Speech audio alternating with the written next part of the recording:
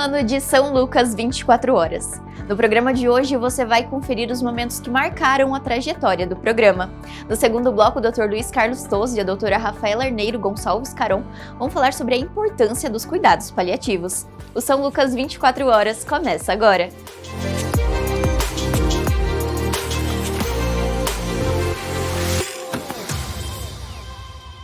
Olá, sejam bem-vindos a mais uma edição do São Lucas 24 horas. E essa em especial celebra o primeiro ano do programa, que tem como propósito levar informação de qualidade sobre saúde e inovação. Ao longo desse ano, o São Lucas 24 horas acompanhou o crescimento e a consolidação do São Lucas Hospital Center como o único e maior hospital center do oeste do Paraná. Vamos conferir agora alguns dos momentos que marcaram o programa. Há um ano, o São Lucas 24 horas foi ao ar, e ao longo desse período se consolidou como um canal de informação em saúde, inovação e tecnologia dentro do São Lucas Hospital Center. Foram produzidas 54 edições e realizadas mais de 100 entrevistas com médicos de diversas especialidades. Em seu primeiro ano, o São Lucas 24 horas reafirma o compromisso com a informação em saúde, a valorização da prática médica e a excelência no cuidado com o paciente. São Lucas 24 horas, o único programa médico hospitalar do oeste do Paraná. E como vocês puderam acompanhar, foram mais de 100 entrevistas realizadas sobre os mais diversos temas sobre saúde. E um dos destaques dentro do São Lucas 24 horas é a busca pela excelência e o cuidado com o paciente. Vamos conferir agora uma fala da presidente do São Lucas Hospital Center, Jaqueline Gurgas Ferreira, e dos diretores da instituição. Olá!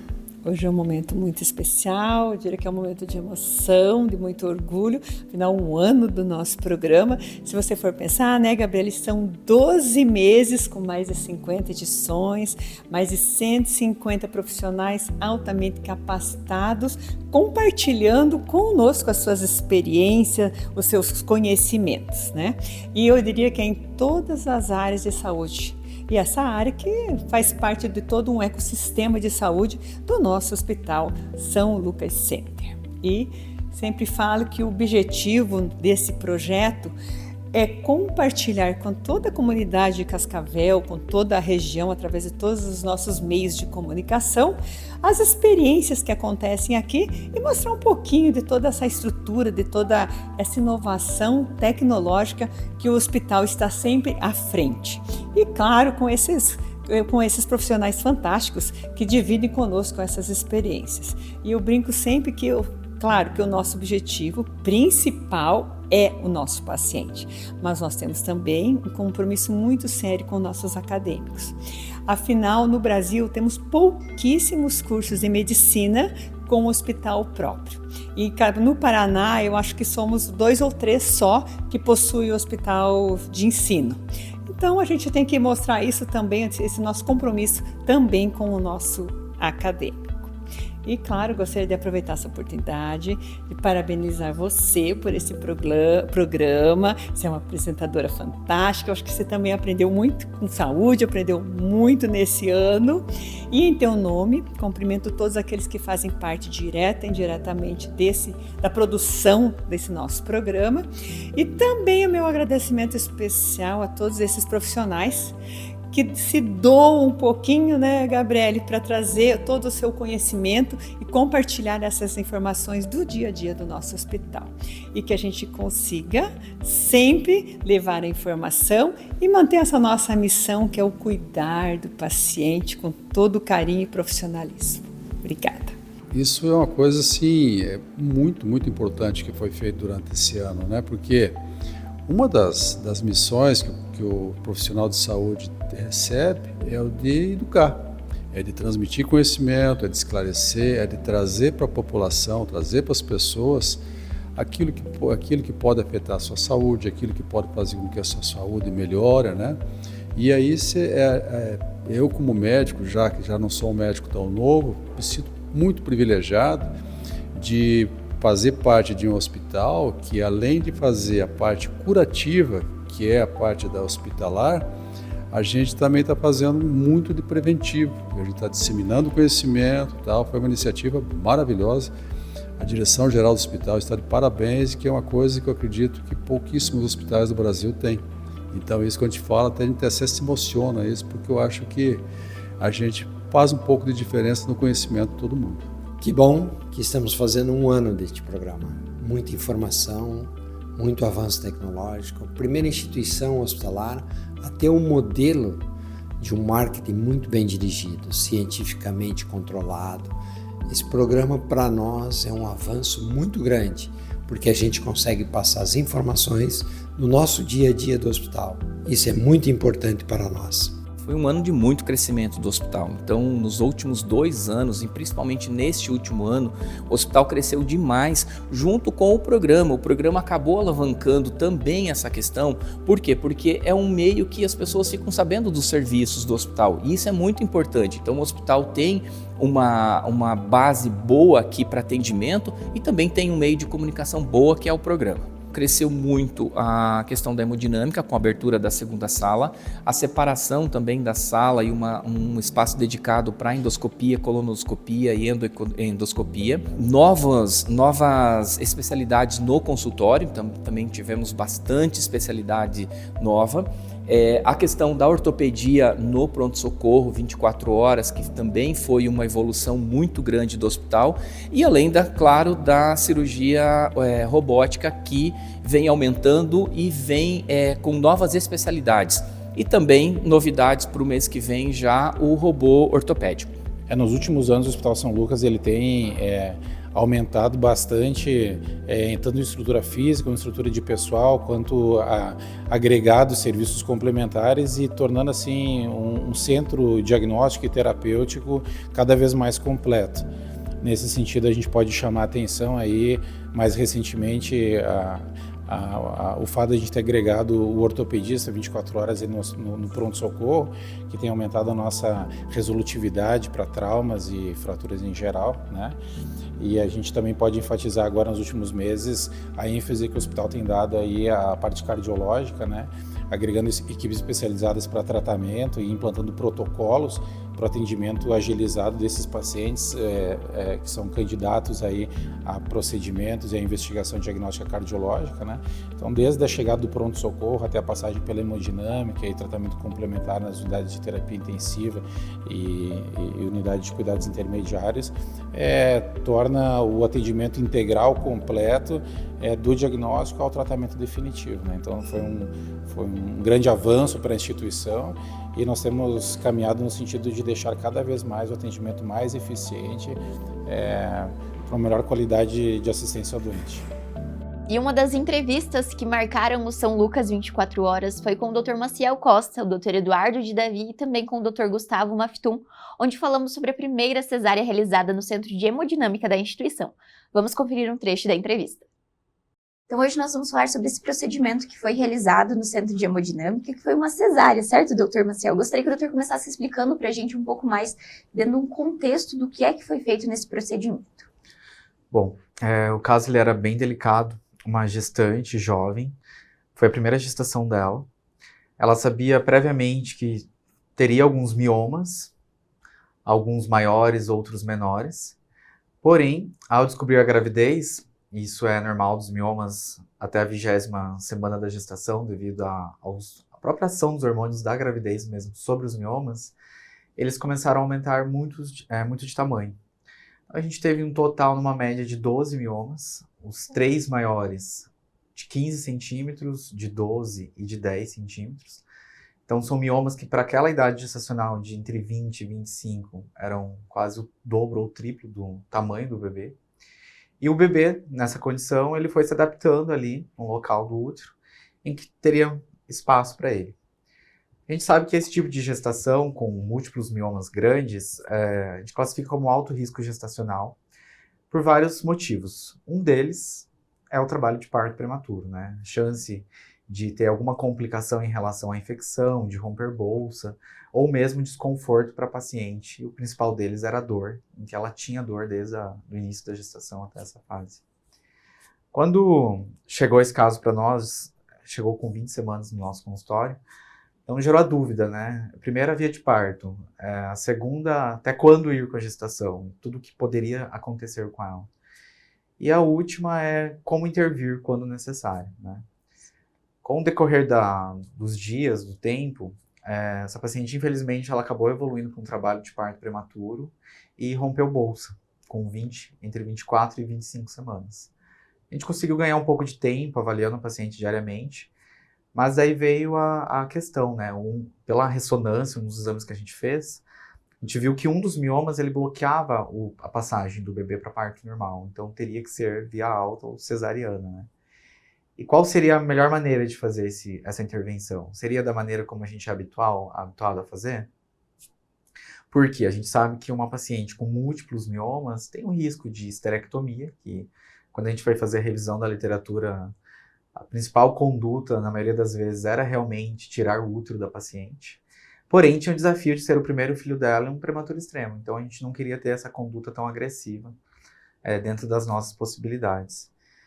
Existe já um protocolo em relação ao acretismo placentário, em que a gente pode, durante a intervenção da cesárea, para diminuir o volume, a perda de sangue da paciente durante a cesárea, a gente fazer o tamponamento, né, de alguns vasos da paciente. Aí foi quando surgiu a ideia de discutir isso com a nossa equipe da vascular e ver a oportunidade de fazer isso no nosso serviço. Foi o primeiro caso que a gente trabalhou juntos, né? A gente discutiu o caso antes e tivemos a oportunidade de planejar esse parto dentro da hemodinâmica. Certo, doutor. E como que foi essa escolha, então, esse planejamento para que esse procedimento fosse realizado no Centro de Hemodinâmica? O doutor pode explicar para a gente? Doutor Eduardo também complementar, por favor? O doutor, por favor. Então, a gente não costuma fazer cesariana na hemodinâmica, né? Mas a hemodinâmica é onde tem o melhor equipamento para a gente navegar dentro dos vasos sanguíneos. E a gente precisava, a ideia qual é que era? Bloquear temporariamente, de reduzir os vasos que levam sangue, as artérias que levam sangue para o útero, bloquear temporariamente, para dar mais segurança para o Dr. Maciel operar, né? Visto que é muito difícil ele, durante a cirurgia, fazer esse bloqueio num útero tão grandão que está ocupando todo o espaço, né, do abdômen da paciente. Então a gente optou por fazer na hemodinâmica, porque a nossa hemodinâmica tem um ambiente muito semelhante ao centro cirúrgico, né? Um ambiente, os cuidados de antisepsia, de higiene, de circulação de pessoal ali dentro são muito semelhantes ao centro cirúrgico. E é muito mais fácil a gente levar a caixa de material cirúrgico que o Dr. Maciel usa para a hemodinâmica do que levar o equipamento de hemodinâmica para dentro do centro cirúrgico. Então, por isso que a gente optou por fazer lá em cima. Certo. E como que foi o decorrer dessa cirurgia, doutor? Então, foi primeiro feito o parto desse bebezinho ou foi feito o procedimento desse bloqueio que o doutor explicou? Como que foi feito, então, o decorrer desse procedimento? Doutor Eduardo, acredito que possa explicar pra gente também. Então, a gente começou, né? A gente posicionou o paciente na mesa, o Dr. Maciel orientou a posição, o preparo da paciente. A gente faz um cateterismo pelas artérias femorais, pelas virilhas da paciente, um de cada lado, e coloca um catéterzinho com um balão inflável dentro das artérias que vão levar sangue para o útero, tanto as do lado direito quanto do lado esquerdo. E deixa esse catéter posicionado pronto para interromper ao comando do Dr. Maciel, da equipe de obstetrícia, né? Nesse momento, os balões estão posicionadinhos, a gente confere a posição deles, a gente sai de campo e a equipe da obstetrícia entra, então, para operar. Só depois do Dr. Maciel verificar que era possível retirar o bebê com segurança e tal, e aí ele dá o comando. Depois de retirar o bebê, ele diz, Eduardo, pode clampear. Aí a gente só infla os balõezinhos pelo tempo que for necessário, até ele dizer de novo, ó, agora está ok, pode desbloquear o fluxo. E aí ele vai dar tempo e segurança para que ele, durante o procedimento, tome as decisões. Seja se ele vai, que foi o que passou pela cabeça dele, ele vai falar isso para nós, ó, vamos tirar esse útero, vamos de repente tentar tirar algum mioma que esteja fácil de tirar, tá tudo bem com a paciente, ela tá segura. E aí ele tomou as decisões e só no final a gente continua o procedimento da remoção desses balões aí do caso. É isso, aí os balões são... A remoção é só desinsuflar os balões e puxá-los de volta. Ela tem 2 introdutores nas virilhas, né, que são as portas de entrada. Certo. E a cirurgia daí que é o que foi o maior desafio, né, uma cirurgia que, quando o Dr. Maciel abriu o abdômen, eu olhei assim, a gente lembra até de filme de ficção, né, aquele útero deformado, grandão, você fala, caramba, onde é que está o bebê aí, nessa maçaroca toda? Onde é que o doutor Maciel vai poder cortar para tirar o bebê? Certo, e acho que esse é um ponto muito importante da gente destacar também, doutor. Como que foi, então, esse procedimento do ponto de vista para a retirada desse bebezinho, com segurança também, que a gente já vai chegar lá para falar com o doutor Gustavo. Então, explica pra gente como foi esse momento, então, identificar o ponto correto para a remoção desse bebezinho, porque como o doutor disse, é 25 semanas, ele também é bem pequenininho, né, doutor? Bom, o desafio, então, foi... Quando a gente iniciou o procedimento, a gente esterilizou o útero com o feto dentro do útero mesmo. Identificamos todos os miomas, vimos quais eram os miomas que poderiam trazer mais problemas para nós naquela situação. Igual o Dr. Eduardo comentou, se fosse possível retirar algum para ter acesso ao bebê, a gente iria fazer isso. A gente seguiu o mesmo protocolo do acretismo, a gente acabou fazendo uma incisão num ponto diferente, que é uma incisão fúndica do útero. Nesse momento, o bebê teve o nascimento. Foi possível tirar 2 miomas, que eram os 2 miomas que estavam próximos e de fácil de localizar e conter o sangramento ali na sequência. Assim que nasceu o bebê, então a gente já poderia diminuir o fluxo sanguíneo. Foi quando o Dr. Eduardo inflou os balões, né? Cronometrou um tempo ali e nisso diminuiu a perda sanguínea da paciente. Foi o tempo da gente fazer a limpeza do útero, rafiar o útero, fazer a rafia dos miomas que a gente retirou, os 2, e observar para ver se realmente iria ficar bem naquele modo ou se precisaria ainda fazer uma esterectomia no final. Sim. Felizmente, para o sucesso do procedimento, a gente conseguiu conter o sangramento e a perda sanguínea dela e encerramos o procedimento com o fechamento dos planos na sequência. Certo. Dado esse momento, teve o nascimento do bebezinho, a gente parte então para o doutor Gustavo. Quais são os atendimentos que são necessários para esse bebê prematuro, doutor, dentro da sala que foi feita? A gente fez todo um briefing com toda a equipe, junto da UTI NEL, e o pessoal da hemodinâmica também com o pessoal do centro cirúrgico. Então, a gente tinha equipe de enfermagem, tinha um enfermeiro inclusive da UTI NEL para auxiliar a gente. Nós estávamos em 2 pediatras para fazer o atendimento. Então, a gente faz a recepção, encaminha para o berço aquecido e faz todos os atendimentos necessários. Foi um neném que nasceu bem, nasceu chorando, então com tônus, assim, pontuou super bem na nota do Apgar. Só que a idade gestacional é sempre um risco, né? Porque abaixo de 28 semanas a gente chama de prematuro extremo. E o peso que nasceu foi de 770 gramas, não foi tão baixo peso assim, como a gente esperava. Então, a gente realizou o primeiro atendimento, fez as medidas, fez tudo que precisava fazer. A gente tem que entubar um bebezinho desse para encaminhar para a UTI, por causa da idade gestacional. E logo depois a gente caminhou na UTI, que já estava esperando também para fazer a admissão.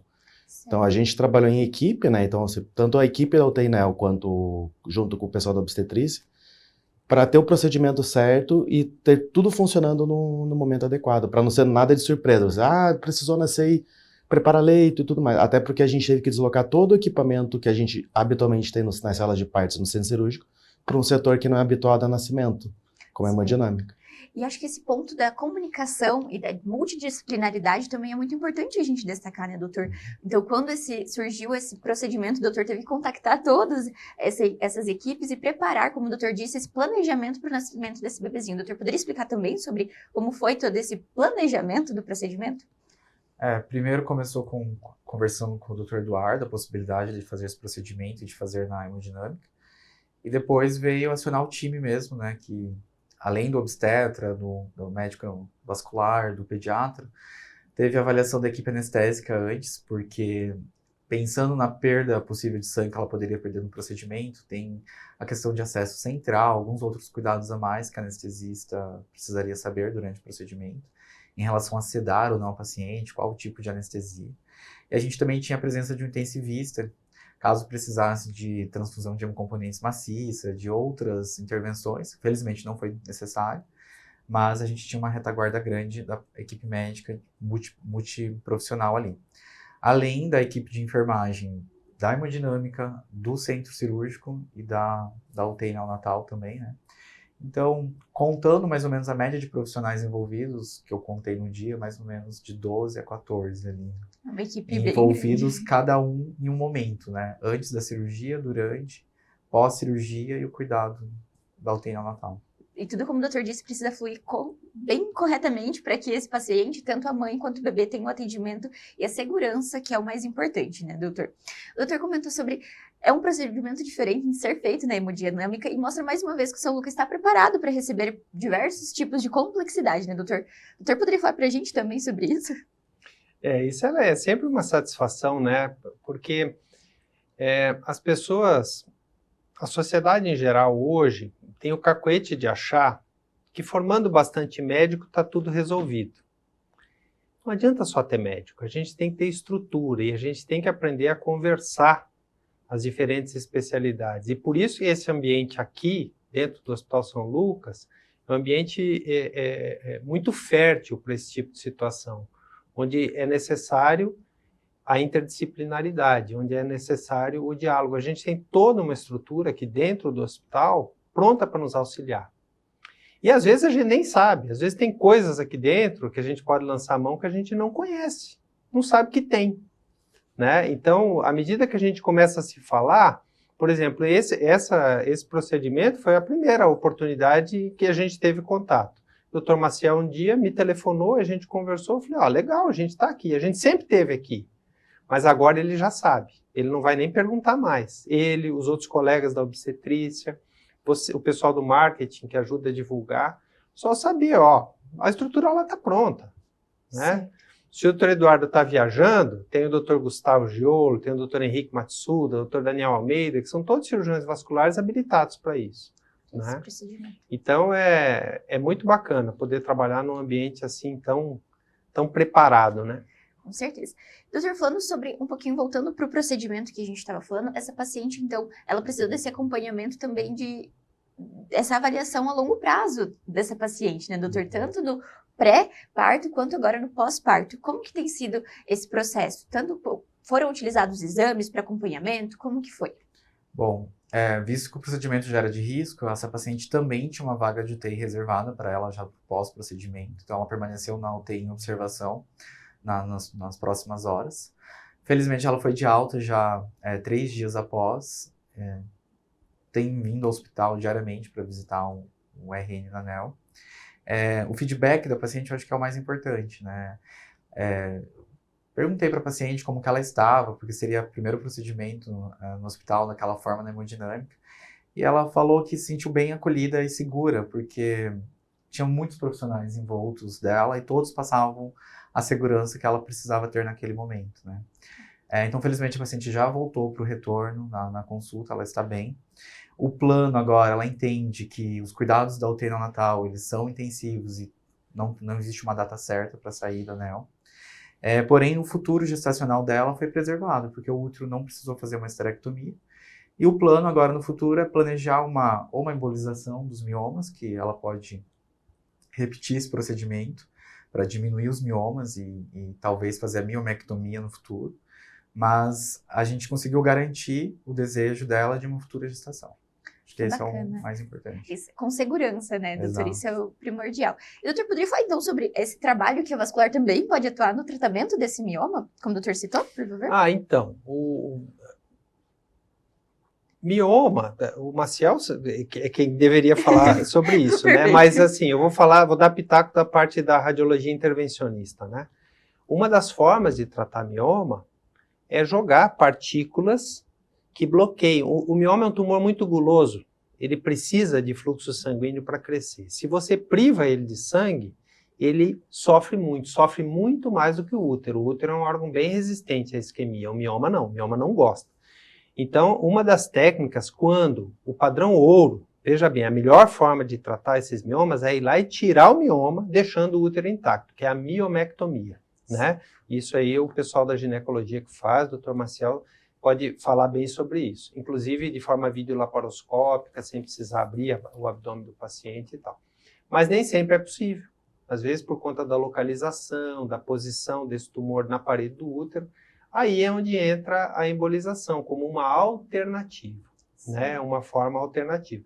E o que eu conversava com o Dr. Maciel é que, de repente, por essa paciente ter tantos miomas, e miomas tão grandões, talvez, e essa é uma decisão para o futuro, talvez o que a gente possa fazer é uma coisa combinada. Por exemplo, embolizar para regredir, para facilitar, por exemplo, um procedimento de miomectomia. né? Bacana, então é um verdadeiro tratamento em equipe, um trabalho conjunto, né, doutora? A gente não se fala mais sobre tratamentos individuais de cada especialidade, cada vez mais uma tem complementado e dando amparo para os tratamentos. Isso, mais uma vez, se prova nesse tratamento. Eu gostaria de falar com o doutor Gustavo também sobre como é o processo desse recém-nascido prematuro. O doutor, então, explicou sobre o procedimento e como é após esse nascimento. Então, como é feito esse trabalho também na UTI neonatal, doutor? Então, a UTI neonatal, que é gerenciada pela doutora Ana Paula, ela faz a recepção do recém-nascido. Ele fica na incubadora até 1,5 kg, 1,8 kg, tá? Se ele vai evoluindo super bem, ele vai recebendo alimentação inicialmente por sondinha, e quando esse bebê chega num peso perto de 1,8 kg, que a gente consegue liberar o seio materno, aí continua mamando na mãe até a gente conseguir fazer a transferência depois para o leito de enfermaria e de alta. O bebê prematuro extremo, muitas vezes a gente não consegue nutrir ele com dieta. Então a gente parte para uma nutrição parenteral, que é uma nutrição que vai na veia, que vai garantir a proteína, o aminoácido, a gordurinha que ele precisa para crescer. Como é um bebê abaixo de 1 kg, ele tem um risco muito grande para infecção também. Então o ambiente da UTI sempre vai realizando exames, cuidados, e se tiver necessidade vai realizando tratamento de infecções. Com o passar do tempo da idade gestacional, a gente sempre tenta estubar o bebê também. O que é estubar? É tirar o tubinho e deixar ele respirando inicialmente em CPAP, que é um aparelhinho que deixa as vias aéreas abertas, mas não com o tubo invasivo lá dentro na via aérea inferior. E no segundo momento, até mesmo para transicionar para a área ambiente. Tudo isso vai dependendo, assim, tem crianças que evoluem super bem, tem crianças que têm intercorrências no meio do caminho, que fazem parte dos cuidados da UTI neo mesmo, assim. Certo, então é um bebezinho que ele vai continuar sendo acompanhado por uma equipe também qualificada para esse atendimento, né, doutor, que nós já temos no São Lucas. E doutor Maciel, gostaria que o doutor também explicasse para a gente a questão desse contato mãe-bebê agora no pós-parto, como que é esse acompanhamento com essa mãe também, após ela ter tido esse procedimento. Bom, a paciente teve um parto, então logo após ela já começou a pojadura, a produção de leite pelas mamas, né? Ela inclusive vem ao nosso banco de leite diariamente para ter o cuidado do que fazer com esse excesso de leite, né? Igual o Dr. Gustavo explicou, acho que ele pode falar até um pouco melhor em relação à dieta do recém-nascido nessa fase ainda, que é muito inicial. Então, todo o cuidado do pós-parto em relação ao banco de leite, ela está tendo aqui com nós. Em relação à UTI neonatal, tem uns horários específicos que a mãe pode acompanhar. Eu vi e conversei com ela na última consulta que ela estava fazendo o método canguru, né? Acho que você poderia comentar um pouco melhor sobre esse método. Que são medidas que a gente tem de aproximar o contato pele a pele entre mãe e o bebê e que trazer a segurança e o conforto para o binômio, né? Para os dois. Doutor, poderia explicar para a gente sobre o que seria esse método canguru, doutor? Basicamente seria o contato pele a pele, né? Então, primeiro o bebê, quando ele é admitido na UTI, ele fica 72 horas com contato mínimo, manipulação mínima pelo risco maior nos primeiros dias de vida. Quando ele tem uma estabilidade hemodinâmica, isso quer dizer o quê? Que ele está estável, sem uso de droga vasoativa, sem necessidade de... A gente acaba deixando fazer o contato pele a pele também, já para criar o vínculo, e também, inclusive, é muito importante para ganhar até mesmo a flora bacteriana da mãe, que isso ajuda a proteger o bebê também. E o que torna essa história ainda mais emocionante é que a bebê mencionada na entrevista recebeu alta da UTI neonatal. E o São Lucas 24 Horas foi acompanhar esse momento. O ser mãe, com certeza, é a maior explicação de amor. Eu sempre ouvia das minhas amigas, Marcela, a gente não pode explicar. Sempre me falavam, você só vai saber quando a criança nascer. E realmente é algo inexplicável. Mas, por uma intercorrência, a Maria veio um pouco antes, do 5º para o 6º mês, depois de 90 dias aqui na NEL, e hoje é um presente. Foi um sonho muito esperado ter a Maria, né, com a gente, em nossos braços, da gestação. Teve dias que não foram tão bons, já teve dias que foram maravilhosos, e até que enfim chegamos a esse dia esperado. Está no quarto e pertinho do Dia das Mães. Então hoje a maior explicação de amor, de força, de luta, eu acho que ser mãe, com certeza, é todas essas palavras unidas e Deus, né? O São Lucas 24 Horas vai para um rápido intervalo e no próximo bloco nós vamos falar sobre cuidados paliativos. Não saia daí!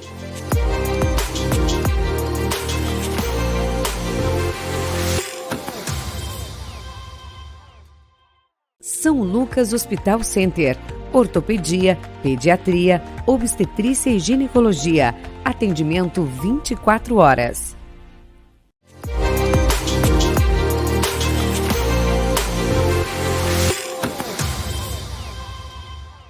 O mês de maio é dedicado à conscientização dos acidentes de trânsito e existem alguns mitos a respeito do que pode ou não ser feito com o paciente no caso de um acidente. Doutor, explica para nós quais são os tipos de gravidade e também os cuidados que devem ser tomados. Os acidentes são situações, infelizmente, comuns e que podem trazer alguma gravidade para nós, na nossa saúde, no nosso corpo, no nosso bem-estar. Hoje nós vamos conversar sobre como agir em cada tipo de acidente, dependendo da sua gravidade. Os acidentes eles podem ter gravidades muito superiores ou gravidades de baixa intensidade, dependendo principalmente da cinética desse acidente. Quando a gente tem acidentes em baixa velocidade ou quedas de planos normais, do plano da própria pessoa, a gente vai ter acidentes que não são de alta energia. E esses acidentes de baixa energia, eles acabam causando lesões mais leves. Nesse tipo de acidente, nesse tipo de lesão, nós podemos mover o paciente, nós podemos tentar entender qual é o grau dessa lesão e procurar o atendimento médico de forma espontânea. Já se você tem um acidente de alta energia, com uma alta cinética, como um acidente de trânsito, por exemplo, é necessário que você se mantenha parado no local do acidente, imobilizado, evite fazer movimentos bruscos ou levantar do local de acidente e assim chamar o resgate para que ele faça uma imobilização adequada para que você consiga aí sim procurar um atendimento médico. Tudo isso porque naqueles acidentes de alta energia é capaz que você tenha alguma lesão que no primeiro momento não aparenta ser uma lesão grave, mas que com o passar do tempo e com o locomover da pessoa pode acabar agravando essa lesão, principalmente na coluna, seja na coluna cervical ou na coluna lombar. Ela pode acabar tendo alguma lesão de coluna que pode comprimir a medula e aí sim causar alguma lesão que pode ser irreversível no futuro. Muito obrigada, doutor. E agora nós vamos falar sobre um tema delicado, mas essencial dentro do ambiente hospitalar: os cuidados paliativos. Essa abordagem que prioriza o conforto, o alívio da dor e o acolhimento do paciente em todas as fases de uma doença. Para nos ajudar a entender melhor como essa prática vem sendo aplicada no São Lucas Hospital Center, vamos conversar com dois profissionais que atuam diretamente nesse processo: o coordenador da medicina hospitalista e diretor técnico da instituição, Dr. Luiz Carlos Toso, e também a doutora Rafaela Arneiro Gonçalves Caron, médica especialista em cuidados paliativos. Sejam bem-vindos novamente ao São Lucas 24 Horas. Obrigado pelo convite, uma honra para a gente aí. E hoje nós vamos falar um pouco mais, então, sobre os cuidados paliativos e entender o que é esse conceito. E, doutora Rafaela, eu gostaria que a doutora começasse explicando, então, para a gente o que é o cuidado paliativo e por que a gente tem tantas dúvidas sobre esse tema também. Bom, Gabi, o cuidado paliativo é, na verdade, uma abordagem multidisciplinar para os pacientes que têm doenças graves, incuráveis e que ameaçam a continuidade da vida. Certo.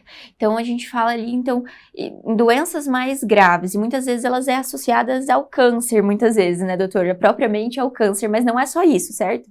Com certeza não é só isso, né? O câncer ainda é um dos grandes causadores da finitude de nós, né?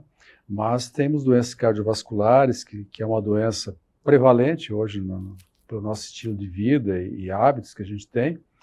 Além das doenças cardiovasculares, doenças respiratórias, né, principalmente as doenças provocadas pelo consumo de tabaco, pela poluição, e algumas doenças que realmente chegam e não existe um recurso terapêutico no sentido de curar aquela doença, né? Ou de fazer com que a pessoa consiga viver mais apesar de estar com a doença junto dela. E aí, no caso, os cuidados paliativos vêm para auxiliar esse paciente, então, porque muito se falava e a gente escuta muitas vezes, não tem o que ser feito, né, doutora? Mas acho que esse é um conceito que nos cuidados paliativos não se encaixa, certo? Explica pra gente um pouquinho, então, sobre esse o diagnóstico desse paciente. Muitos pacientes chegam, né, no cuidado paliativo, às vezes o próprio paciente ou a própria família falando, a gente chegou aqui porque não tem mais o que fazer, né? Sempre digo para eles que talvez pela doença realmente não tenha mais o que ser feito, né? Mas pelo indivíduo a gente sempre tem o que fazer. Justamente porque o escopo do cuidado paliativo é lidar com o sofrimento humano, então lidar com todos os sofrimentos em todas as suas esferas. Então a gente vai lidar com o sofrimento físico, né, dor principalmente, outros sintomas que são angustiantes, fadiga, náusea, vômito, com o sofrimento emocional do paciente, da família, com o sofrimento espiritual e com o sofrimento social, né? Muitas famílias às vezes acabam precisando ter um cuidador principal, esse cuidador principal precisa parar de trabalhar para cuidar daquele paciente, daquele doente. Então, também tem um sofrimento social ali implicado nisso tudo. São diversos fatores, e quando a gente fala sobre a morte, de fato, né? Muitas vezes até falar a palavra morte causa estranheza, e o pessoal fala, nossa, credo, não fala sobre isso, mas a gente precisa falar também para entender sobre isso. Acho que nunca a gente vai estar preparado para esse momento, mas entender o processo também faz parte do conhecimento e faz parte de saúde, né, doutor? Entender um pouco mais sobre esse momento que todos nós iremos passar. E como que é no caso, então, essa conversa com o paciente e com os familiares, que eu acho que também é outro ponto importante desse cuidado paliativo, que é a família, os acompanhantes desse paciente. Realmente a gente tem que pensar, nós somos o único ser vivo que tem noção da morte, né? E todos nós sabemos que todos nós morreremos. Quem sabe algum dia, com um pouco de sorte, alguém, né, consiga morrer, mas não chegamos a isso ainda. E a gente acabou medicalizando muito essa questão da morte, né? E a morte é uma coisa que tem que ser discutida, porque ela faz parte do nosso viver, né? Seja doloroso ou não, né? E esse momento que vai chegar para todos nós, ele chega das diferentes formas. Mas nos últimas décadas, nos últimos anos, com a evolução da medicina, ele tem se retardado esse momento, e às vezes as pessoas são curadas daquela doença que iria levar ao fim da vida hoje, por exemplo, mas que ela sai cheia de sequelas e coisas, e que vai fazer com que a vida vai terminar.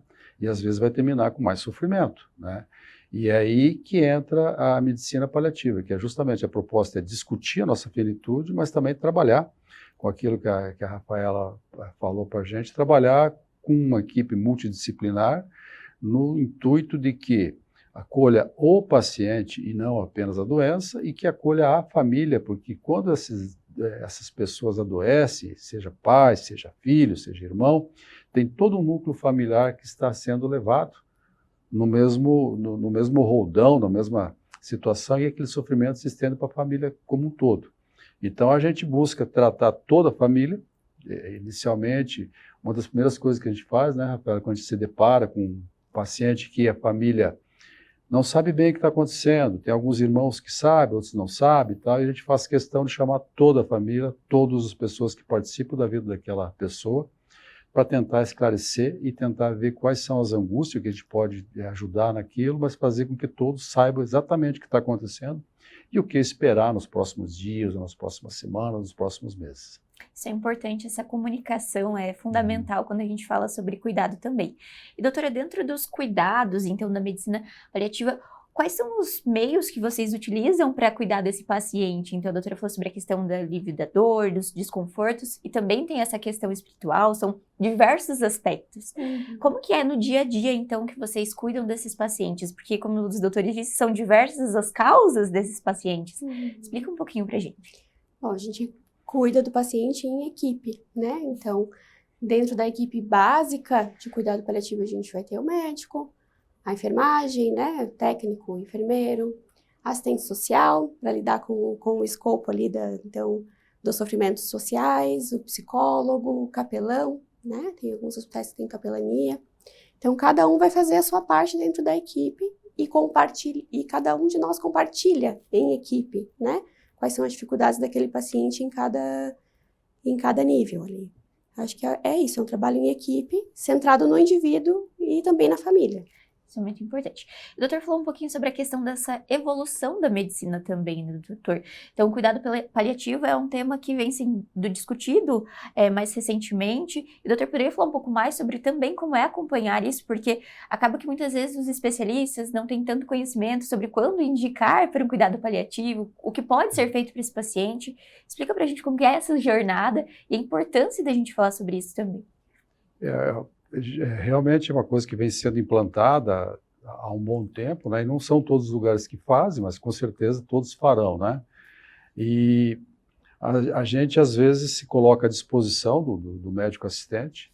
Jamais a gente assume o paciente como nosso paciente, mas sim, ele está sob os nossos cuidados, com a anuência do seu médico titular, né? Porque aquele médico que tem toda aquela relação com o paciente, toda aquela relação de confiança com a família, e a gente segue junto, justamente fazendo esse trabalho multidisciplinar, que é tornar essa jornada o menos sofrida possível. Não há como nós irmos embora sem algum sofrimento, mas às vezes a gente percebe que o que era feito na medicina há algumas décadas, há anos até atrás, as pessoas sofriam muito mais e às vezes coisas fúteis, como levar para a UTI, paciente que a gente sabe que não vai sobreviver, afastar esse paciente da família naquele momento, sedar esse paciente, afastar dos seus, começar a fazer sentir dor, coisas invasivas e que de fato não vai salvá-lo. Então se fazia isso, era o que se acreditava que deveria ser feito naquela etapa que nós estávamos na evolução da medicina. Mas hoje isso não é mais aceito, porque existe a dignidade do paciente atrás, existe a dignidade e o sofrimento da família atrás disso, né? Então a gente tem que olhar com cuidado e carinho, de certa forma, pela vida daquele paciente. Doutora, falando um pouquinho sobre a questão de tempo, que é outra coisa, acho que é associada aos cuidados paliativos. A questão de quanto tempo esse paciente tem, quanto tempo é o cuidado paliativo, existe alguma forma de medida que a gente configura esse paciente, ou de fato, então, é a questão da doença, que ele tem um diagnóstico de uma doença que precisa dos cuidados paliativos. O tempo, a gente fala, dentro do cuidado paliativo, esse tempo está relacionado com o prognóstico, né? Então, a gente fala em prognóstico. A gente tem algumas ferramentas para estimar o prognóstico, né? A gente não vai conseguir falar para a pessoa exatamente quanto tempo ela tem, a gente consegue estimar em dias, semanas, meses, anos. Isso leva em consideração a clínica, né? A performance, como o paciente está, a independência dele, e a história natural da doença. Mas o cuidado paliativo, o ideal é que seja iniciado assim que se descobre uma doença grave. E a necessidade de cuidado, o nível de cuidado paliativo, vai se adequando com o passar da evolução da doença. Então, talvez no início da doença, a gente precise de um cuidado paliativo complementar, que vai complementar os cuidados modificadores da doença. Certo. E mais lá para o final da doença, a gente vai precisar de um cuidado paliativo exclusivo, né? Entendi. Então, faz parte também desse processo ali, acompanhamento. E, doutor, quando a gente fala sobre o âmbito hospitalar, como que funciona no dia a dia, na prática, então, dos pacientes que muitas vezes chegam por conta de uma doença e acabam se tornando pacientes paliativos dentro do hospital? Como que é esse acompanhamento, então, dos médicos da instituição? A gente tem, são dois momentos, né? Tem um paciente que já se sabe, que a família já sabe que ele é paliativo e que vem, de repente, para alguma descompensação aguda, assim, que realmente a gente pode melhorar, então ele vem para a gente trata, e vem aquele paciente que chega e é feito o diagnóstico, vamos lá, o paciente tem um câncer e de repente o câncer espalhou, chega no hospital, descobriu isso, e aí a gente já começa com o diagnóstico, já acionar a família, abordar o próprio paciente, né? A gente parte da premissa que todos nós deveríamos saber o que acontece conosco, né? Então a gente às vezes tenta fazer, a não ser que esse paciente claramente a gente perceba que ele não quer saber o que está acontecendo, porque tem pacientes que não querem, né? São a minoria.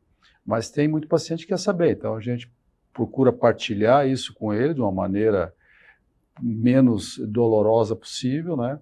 E quando a gente faz isso, é o momento que a gente está com ele, está com a família, está com as pessoas, até com apoio espiritual, capelão, o padre, junto com a gente, para a gente fazer com que esse momento seja, no mínimo, o menos doloroso possível. Deixar de ser doloroso não tem como, mas que dá para a gente fazer alguma coisa assim, né?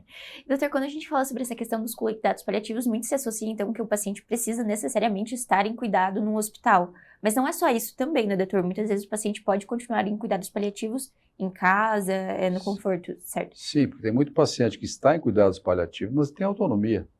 Então, tem pacientes que ele caminha, que ele faz algumas coisas durante o dia, tá? E se sabe que aquela doença é incurável e que vai acontecer o desfecho. Então, ele é acompanhado de forma ambulatorial, né? A gente tem a parceria aqui com a cooperativa médica, que é a Unimed, e que eles fazem muito bem isso. Então, esse paciente paliativo que eu falei para você, que já vem, às vezes, com diagnóstico, ele vem, a gente cuida desse paciente, estabiliza ele, devolve ele para a equipe da operadora. Eles fazem visitas domiciliares com fisioterapia, com psicólogo, com médico, com enfermeiro, com nutricionista. Acompanha esse paciente para, pelo menos, tentar fazer com que ele não fique indo e vindo do hospital, que o sofrimento é muito grande, né? Uhum. E aí acompanha dessa maneira. Então, necessariamente, ele não tem que estar hospitalizado, não. Entendido. Isso também é outro mito que a gente tinha sobre isso. Doutora, dentro dessa realidade, então, dos cuidados paliativos, que é um assunto que, como a gente falou, gera muitas dúvidas, quais são os principais mitos que a doutora percebe também que chega dos próprios pacientes, familiares e da sociedade como um todo sobre esse assunto? Assim, na prática do dia a dia, explica pra gente. Acho que o principal deles é quando não tem mais nada para se fazer, né? Que cuidado paliativo é só para o fim de vida. Então, cuidados de fim de vida são uma parte do cuidado paliativo, né? Outro grande mito é achar que é só para pacientes oncológicos, mas como o Dr. Torres falou, não. Pacientes com DPOC, com fibrose pulmonar, com insuficiência cardíaca, todos os pacientes com doenças graves e que não têm cura, né? E algumas pessoas acreditam que quem recebe cuidado paliativo morre antes, que acelera a morte, né? Tem um pouco desse mito também. Entrou em cuidado paliativo, vai morrer, vai acelerar. Mas, na verdade, a gente tem estudos que mostram que quando o cuidado paliativo começa precoce, a gente consegue ter até um aumento de sobrevida, um aumento de até 6 meses na sobrevida do doente. Que bacana, então também tem esses outros benefícios, assim, digamos, desse acompanhamento também humanizado que a gente fala mesmo, né? É um olhar humano para aquele paciente. E doutora, falando sobre essa questão, né? A gente falou um pouquinho dos mitos, a questão espiritual que a gente comentou um pouco, é outra dúvida que surge também, a relação. Na prática do dia a dia, como que é esse momento? Vocês, o paciente, né, ele pede para acompanhamento, vocês indicam? Como que funciona também essa área, que eu acho que também é um pouco diferente, muitas vezes? A gente geralmente pergunta para o paciente se ele deseja uma visita, se ele tem qual é a religião, se ele deseja alguma visita religiosa. E, geralmente eles dizem que sim, né? Isso traz muito conforto, né, nesse momento, principalmente no momento de internação, né? No momento de internação grave, internação prolongada. Então, ou geralmente o paciente pede ou a família quem pede por uma visita religiosa. Que bacana. Então, a equipe médica também tem esse olhar de cuidado e entender a necessidade também desse quesito do paciente, né, doutora? Isso é importante. E a gente fala muito sobre essa questão da equipe multidisciplinar, constantemente a gente falou sobre isso. E nos cuidados paliativos, então, como a doutora disse, é fundamental. Doutora, aqui dentro do hospital nós temos, então, uma equipe multi que olha para esse paciente. E poderia falar um pouquinho mais sobre a importância de cada um dele nesse processo, no âmbito hospitalar, então, desse paciente paliativo? Sim, a gente tem assistente social. Ela lida com os problemas legais, com essas coisas de documentação tal, e também de apoio e de tentar fortalecer uma rede ao redor da família, uma rede de suporte à família, né? A fisioterapia. A fisioterapia atua muito no sentido de prevenir dores, de prevenir perdas musculares, né? De fazer lesões de pele, né? De piorar um estado respiratório do paciente. A própria enfermagem, o enfermeiro, o técnico de enfermagem, eles atuam nas necessidades básicas do paciente, né, fazendo com isso. Na medicina paliativa, parece que sempre tem lugar para mais um, né? Eu lembro quando a gente fez a pós-graduação em medicina paliativa, que tinha um exemplo lá de que um paciente ele era muito grato, mas muito grato mesmo, a uma esteticista, que ela o acompanhava, que ela arrumava ele, que ela deixava ele, e a lembrança mais querida desse doente era esteticista. Então, é um momento que tem lugar para todo mundo para fazer. A gente sempre faz isso com profissionalismo, como a Rafaela falou, a gente não acelera, não protela, a gente deixa que as coisas andem como deveriam andar. Mas que com esses cuidados há ganho de tempo de vida, há ganho de qualidade de vida, com certeza a gente tem toda essa certeza, né? E aí as pessoas que entram com essa questão de ter amor ao próximo, de ser vocacionado para cuidar, essas pessoas são todas bem-vindas no âmbito da medicina paliativa. Faz diferença mesmo. E a gente fala sobre essa questão do cuidado paliativo, muito se associa também, como a gente já comentou, a questão de idoso, ou paciente, até o doutor comentou sobre a questão de pacientes mais jovens, mas também tem o caso da pediatria, doutora. Então, existe cuidados paliativos pediátricos também? É uma área que tem atuação também? Existe cuidado paliativo pediátrico, né? Voltado para o profissional que já fez pediatria, né? Existe menos profissionais no mercado do que para os adultos, mas também, crianças também adoecem, crianças também têm doenças graves, e infelizmente muitas crianças vão morrer cedo, né, antes do que a gente gostaria. E também traz muito sofrimento, tanto para a própria criança quanto para a família, então também tem cuidado paliativo na pediatria, sim, tem espaço. Isso é importante, interessante a gente saber também, então, sobre esses cuidados desde o comecinho até o final, realmente, da vida. E, doutora, falando um pouquinho sobre a questão de indicação. Então, na prática, quando um colega médico, ele vai indicar esse paciente, como que funciona no dia a dia mesmo? Então, essa indicação para acompanhamento, como que vocês fazem para olhar para esse paciente a longo prazo, ou o tempo que ele realmente tem a doença? Bom, dentro do hospital, isso é feito através do que a gente chama de parecer, né? Pedido de avaliação, de médico para médico. E em locais que tem ambulatórios ou consultórios, do encaminhamento médico para o outro colega, né?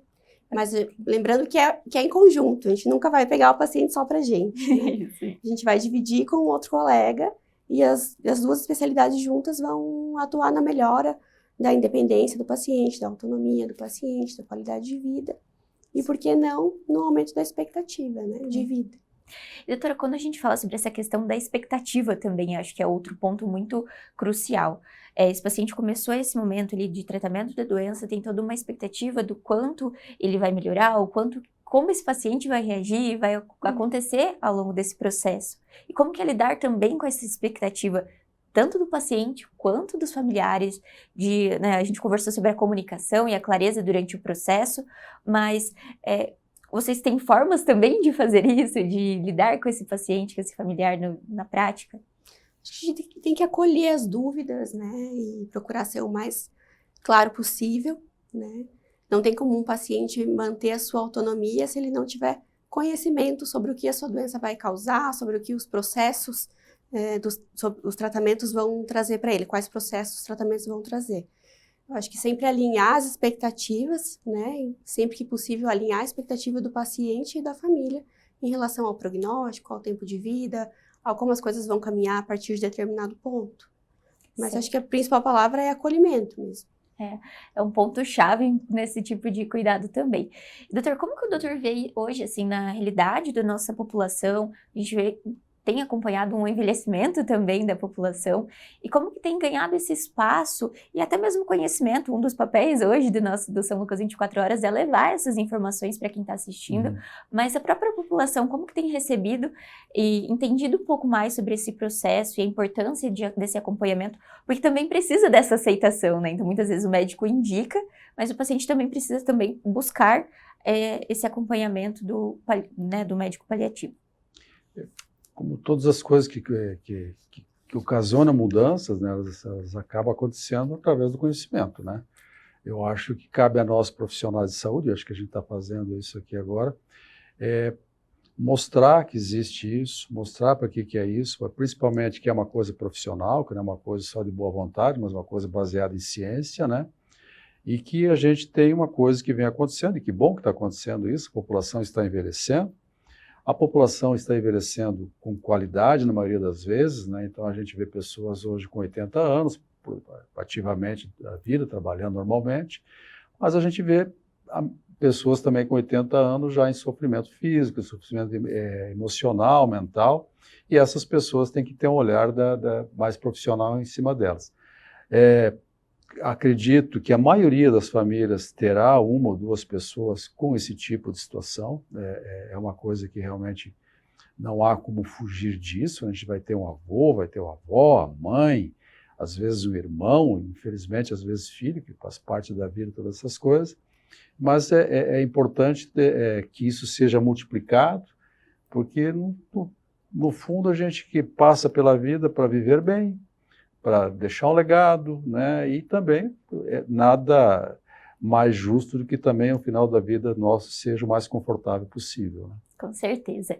Doutora, antes da gente encerrar a nossa conversa, eu gostaria que a doutora também, assim como o doutor, acho que essa última fala foi muito importante para quem está assistindo. Gostaria que a doutora então deixasse assim, uma mensagem, um recado para quem está acompanhando o São Lucas 24 Horas sobre a importância e o acompanhamento também dos profissionais dessa área.